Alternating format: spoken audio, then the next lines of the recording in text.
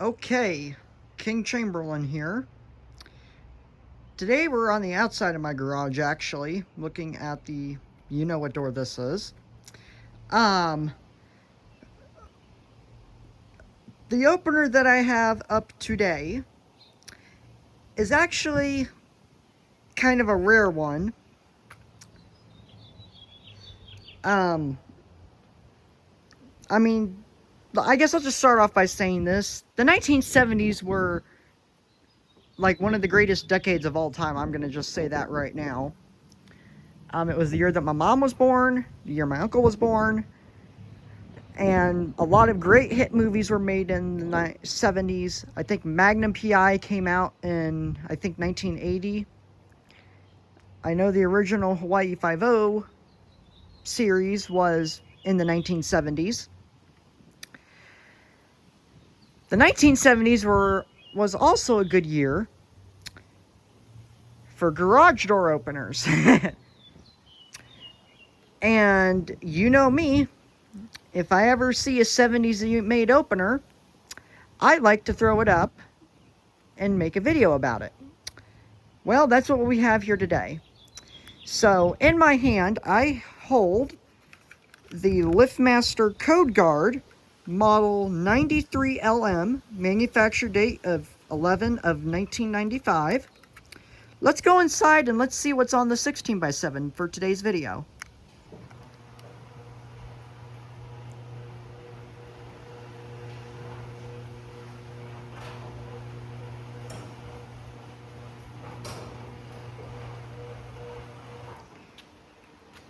You are probably screaming at me, thinking, why?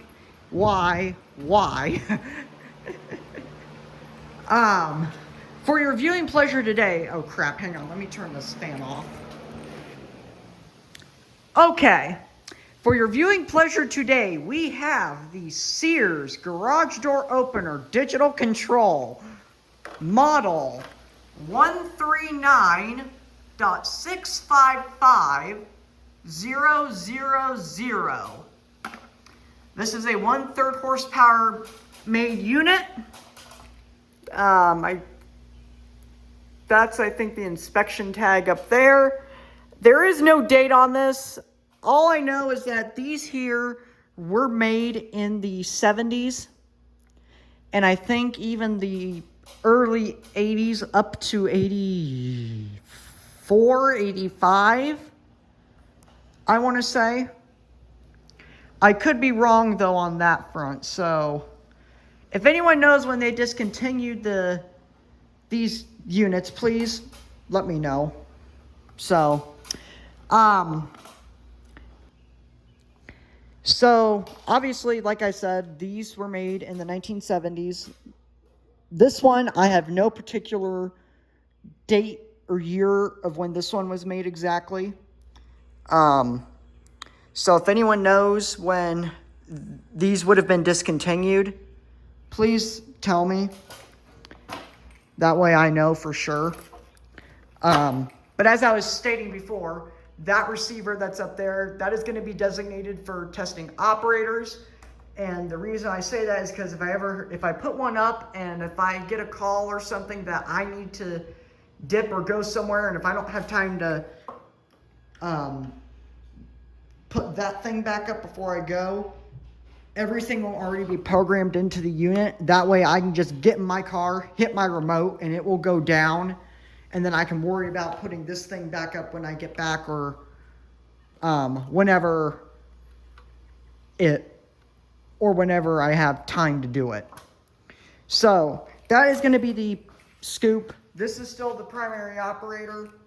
I don't want to put any newer 2.0 openers up for this primary operator because, well, for one, they're all kind of shit, and I'm sure as hell not putting up a 3.0 opener on this door.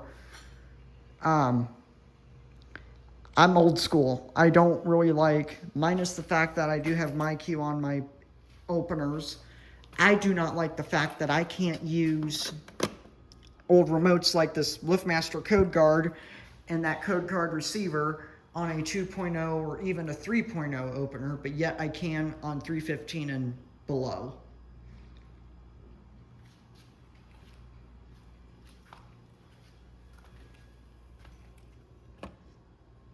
So, yeah. Let's go ahead. Let's run this down. I do not have the wall button hooked up for this. Minus the 530 code guard up there. That does act as a wall button. The wall button, I actually do have the original wall button here. The wall button that would have been put up in its place if this thing was going to stay up here permanently, it would have been this. It's like it's almost like a freaking vintage TV box, kind of. So, that's mainly what that is.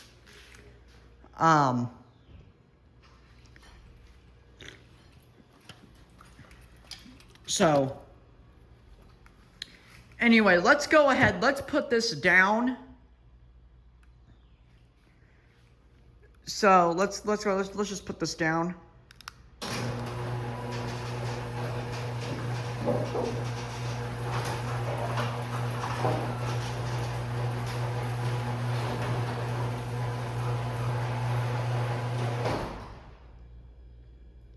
So yeah, it's like coming home in like 1970s. You push the button, door opens, nothing's problem. You push it, goes down, makes that big bonk. So, yeah. I still do not have the weather seal for this. I did order it. Let's see, this video will be uploaded, I think, this Thursday. I ordered it, I'm shooting the video today on Tuesday of this week. I ordered the weather seal today. So the weather seal should be arriving this Friday, which if I play my cards correctly, I've got other things going on Saturday. So I think the closest I'll be even able to get the light just kicked off on that. The closest date I think I'll be able to even put the weather seal on would be Sunday. But yet, I also want to try to wait as long as I can. Excuse me. Before I put it on, because I want to try to get, like I said, the 2 other struts for this door. Because I want to be able to do it whenever I get the 2 other struts. I can also perfectly rewind that spring, make sure it has the correct turns on it, and then I can get that other strut for that door over there, and I can do the same thing for that spring. So, let's see here.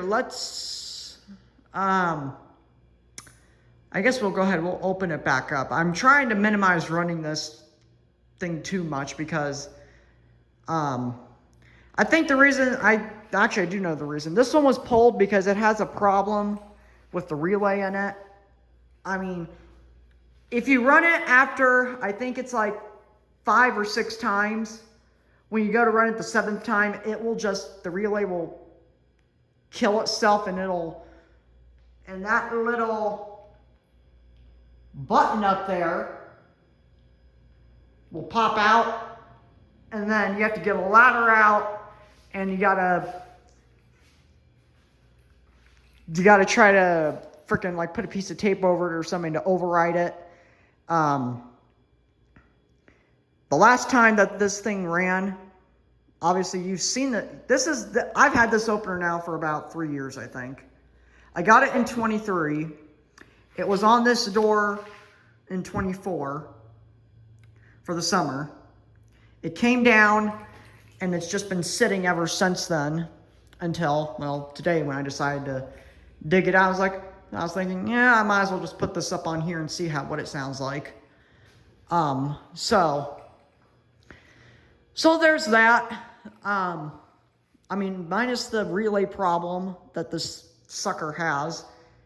I mean, it's a tank. I mean, basically, if you put this thing back in 1974 or 5, and it's now 2026, I mean, these things will just last a lifetime. Let me tell you, they will last a lifetime. And they were not kidding when they said that either, because I think there's even still some that are out today, lifting very heavy-ass wood doors And nowadays they're getting replaced with, cheap Chamberlain junk when they should be still making openers like this that are made higher quality, that don't have plastic gears in them that, can tend to strip out. And I mean, once you've set stuff on it, you can leave it alone and it won't at any given time screw itself over. But yet this one is also UL 22, I think it's UL 2223 compliant, which I don't know if that's even the correct numbers for it, but basically what I'm trying to say is that this thing this thing does not require sensors. And I think January 1st of 93 is when it was made by law, required, in the United States at least. Canada was a year later, that every single garage door opener had to have safety sensors. So that was the other reason why this thing was pulled, is because they were getting ready to sell the house, and home inspector came out, did inspection, everything else turned out good. The only thing that really ticked them off is the fact that the garage door was not up to code. So that's when they said, replace this thing before you put the house on the market. Otherwise than that, I give you full consent to list this thing on the market. So that's exactly what they did. I found this on Facebook Marketplace, I think a week after it was pulled, and I've had it since then. So, let's go ahead, let's open her back up.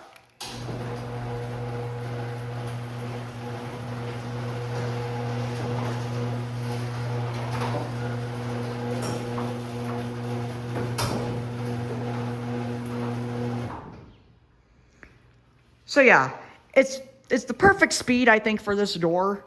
Now, if this were my house and if I actually owned it, I would not mind leaving this up as my primary opener for forever even. I mean, I would actually even rather this than, I think, even that True Value there, in my honest opinion. But yet, I don't want to get in trouble with the local authorities. And if we do end up putting this house on the market, I don't want us to get dinged by a home inspector for having this old 1970s beast on our door just because it doesn't have safety sensors. So that's why the True Value is going back up.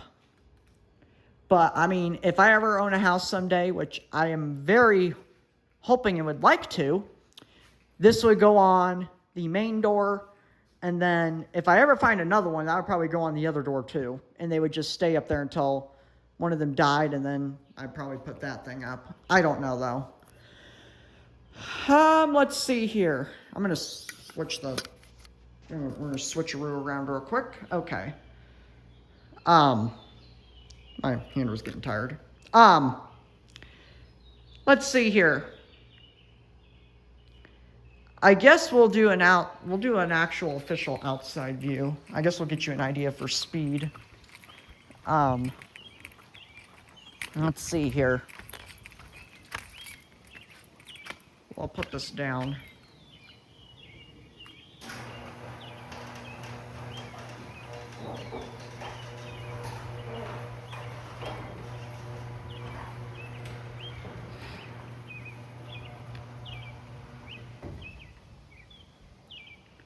So yeah, I mean, it's pretty slow. I mean, especially like back in the 1970s. I mean, it was these are pretty dang slow. The code guard receiver, I did try programming my 877 Max keypad to it. It did take it, but it would not operate the door.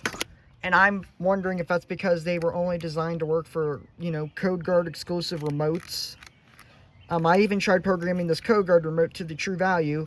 It took the code, but it would not run the opener. So, I don't know though. I really can't say for sure, but who knows. We'll open her up again. Oh, there it goes.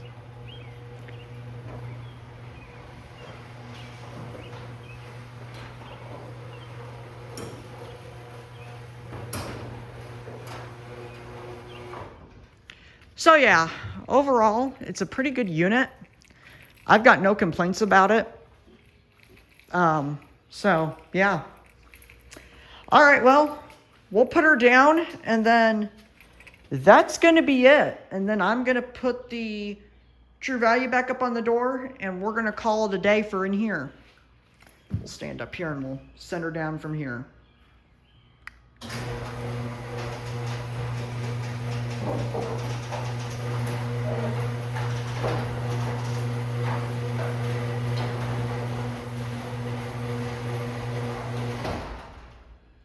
All right. You all have a good one.